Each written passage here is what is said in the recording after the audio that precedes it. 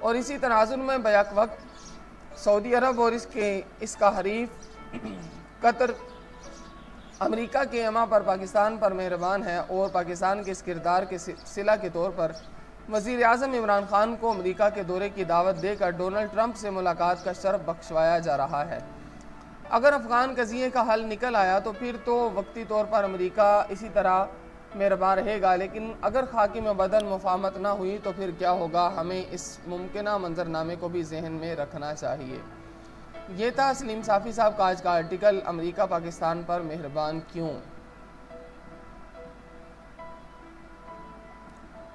اگر ابھی تک آپ نے ہمارے چینل آرٹیکل وائس کو سبسکرائب نہیں کیا تو فوراً کر لیجئے اور بیل آئیکن کو دبا دیجئے تاکہ ہماری ہر نئی آنے والی ویڈیو کی آپ کو اپڈیٹ ملتی رہے۔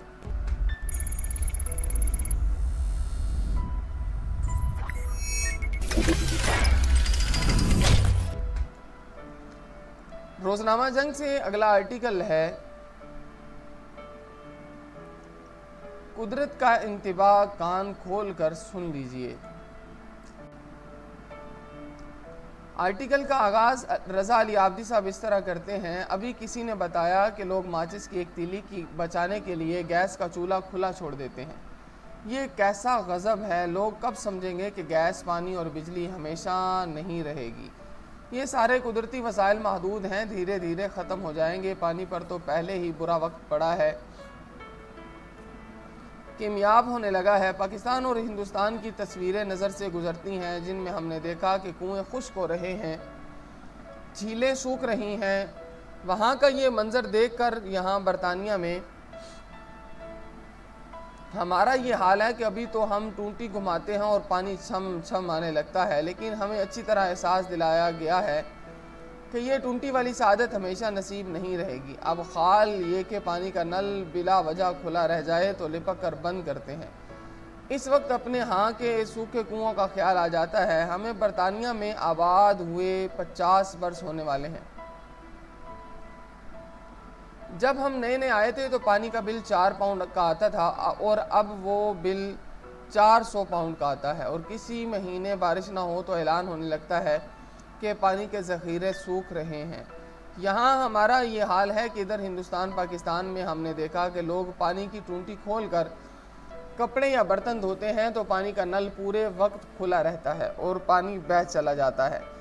اسی طرح گھر کے ہر کمرے کی بجلی جل رہی ہوتی ہے۔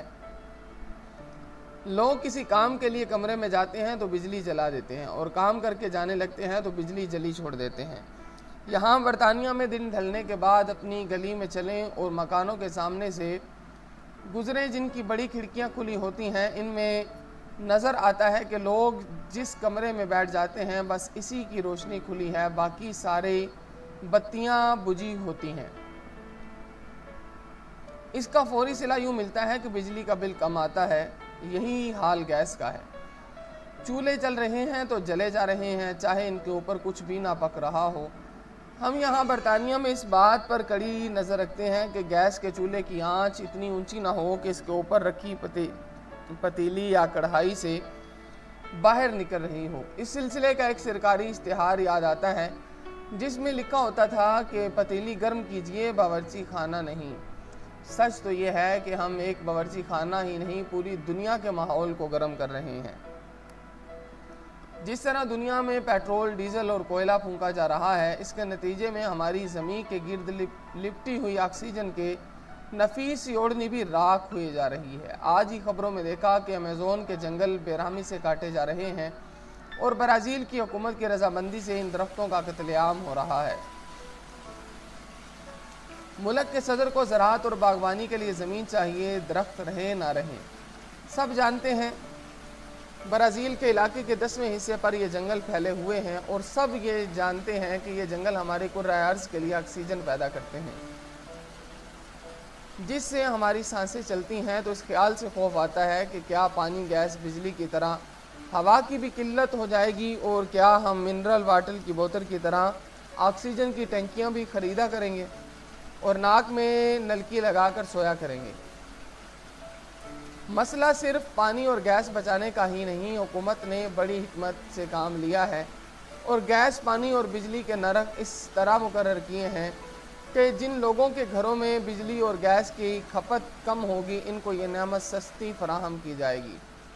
اس طرح زیادہ بجلی اور گیس پھونکنے والوں کے لیے نرخ بھی زیادہ ہوں گے۔ حکومت کی تدبیر اپنی جگہ، مگر عام لوگوں کو اس معاملے کی سمجھ بوجھ بھی ہے۔ کیا لوگ اپنے چولہوں اور بجلی کے میٹروں پر نگاہ رکھنے کی زحمت کریں گے یا پھر بھاری بھرکم بل ادا آنے پر احتجاج ہی کرتے رہیں گے؟ میں نے تھر پارکر کے سہراب میں دیکھا، صحن زمین کے نیچے سے نکلنے والے پانی کو صاف کر کے میٹھا بنایا جا رہا تھا۔ آس پاس کے لوگ وہیں آ کر پانی بھر بھر کر لے جا رہے تھے۔ میں متاثر ہو رہا تھا کہ بتایا گیا کہ اس علاقے میں حکومت نے پانی کو میٹھا بنانے والے 10 پلانٹ لگائے ہیں، جن میں 9 بیکار پڑے ہیں اور گرد پھانک رہے ہیں۔ یہ ایک پلانٹ کسی NGO نے لیا تھا، وہ اسے بڑی خوبی سے چلا رہی ہے۔ سرکاری کاموں یا ناکامیوں پر ہم پہلے سے اتنے رو چکے ہیں کہ اب رویا بھی نہیں جاتا۔ کیسی عجیب بات ہے کہ جس کام میں سرکار کا ہاتھ لگ جائے اس کام سے برکت اٹھ جاتی ہے۔ یہ سب نیتوں کا فطور نہیں تو اور کیا ہے؟ سوکھی پڑی جھیلوں کی خشک تہہ تڑخ رہی ہے، جا بجا ڈھور ڈنگر کے ڈھانچے پڑے نظر آتے ہیں۔